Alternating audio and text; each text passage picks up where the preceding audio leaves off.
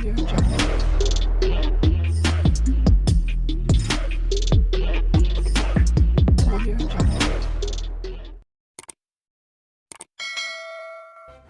kasih karena memilih channel ini. Sebelum kita mulakan video ini, sila pertimbangkan untuk menekan butang like, share, dan subscribe, dan aktifkan butang lonceng Anda agar Anda sentiasa mendapat info-info percuma pada setiap hari dari channel kami. Dan tinggalkan komen Anda karena komen Anda amatlah dihargai. Terima kasih. Kelentangan dan sikap agresif ditonjolkan Ketua Pemuda UMNO Muhammad Akmal Saleh dalam mendepani isu-isu membabitkan sentimen serta naratif kaum dan agama dilihat tidak akan dapat mengembalikan sokongan pengundi kepada parti itu. Beberapa penganalisis politik sependapat bahawa tindakan agresif ditampilkan ahli Dewan Undangan Negeri Adun Merlimau itu tidak akan mengembalikan sokongan khususnya pengundi Melayu kepada UMNO. Pensyarah dari Universiti Teknologi Malaysia UTM, Mazlan Ali berkata, dia melihat naratif di bawah Akmal itu terlalu jauh jurangnya dengan Ketua Pemuda UMNO terdahulu seperti Khairi Jamaluddin, Hishamuddin Husin atau Najib Razak. Ketua Pemuda UMNO ini seharusnya dilihat sebagai seorang yang berwibawa kerana ia satu jawatan yang penting. Kalau dulu dalam politik Malaysia, Ketua Pemuda adalah jawatan yang begitu tinggi. Jadi, apabila Akmal dia sendiri memainkan isu-isu seperti ini, nampak seperti dia hanya berlegar di sekitar politik akar umbi sahaja. Sepatutnya, perkara seperti ini contohnya gesaannya supaya memboikot KK Mart itu sepatutnya dimainkan oleh Exco Pemuda sahaja atau Ketua Pemuda di peringkat negeri atau bahagian. Apabila Ketua Pemuda UMNO sendiri menjadi pemain utama dalam isu seperti ini, ia sedikit meletakkan posisi Ketua Pemuda itu tidak dihormati oleh masyarakat dan pemerhati politik, katanya ketika dihubungi Malaysia Kini hari ini. Mazlan berkata demikian ketika ditanya sejauh mana pendekatan agresif Akmal itu boleh mengembalikan sokongan pengundi Melayu kepada UMNO.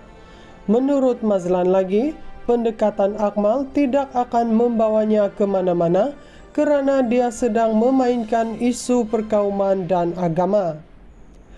Ketika UMNO berkuasa dahulu, kata Mazlan, kepimpinan parti itu tidak terjerumus dengan isu agama, malah berjaya menjaga hubungan utuh dengan parti bukan Melayu dan BN. Malah, kita tengok polisi-polisi zaman Mahathir Mohamad nampaknya mesra kepada bukan Melayu, zaman Paklah, Abdullah Badawi dan Najib dilihat lebih mesra. Saya tak nampak kenapa perlunya Ketua Pemuda UMNO memainkan isu-isu sentimen kaum dan agama pula.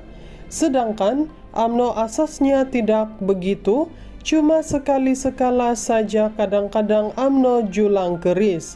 Itu pun retorik untuk UMNO tarik sokongan Melayu. Sedangkan pemimpin-pemimpin lain dalam UMNO yang matang dalam politik, mereka tahu isu seperti ini tak boleh layan sangat. UMNO akan hadapi masalah juga kepada sebab orang Melayu yang kuat berpegang kepada kemelayuan, mereka tidak akan sokong UMNO.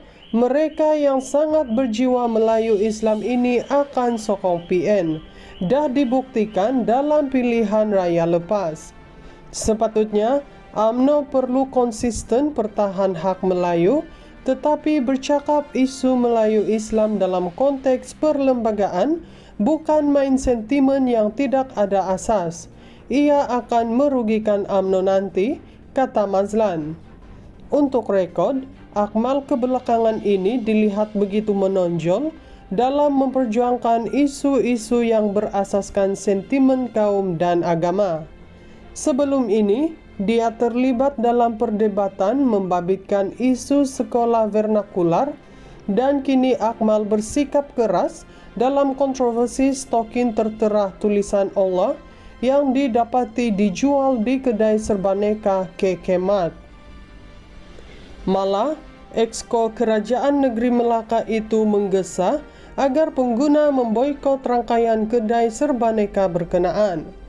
Sementara itu, pensyarah sains politik University Sains Malaysia USM Zaharul Abdullah berkata, dia tidak melihat beberapa siri tindakan agresif oleh Akmal ini berupaya mengembalikan sokongan Melayu kepada UMNO.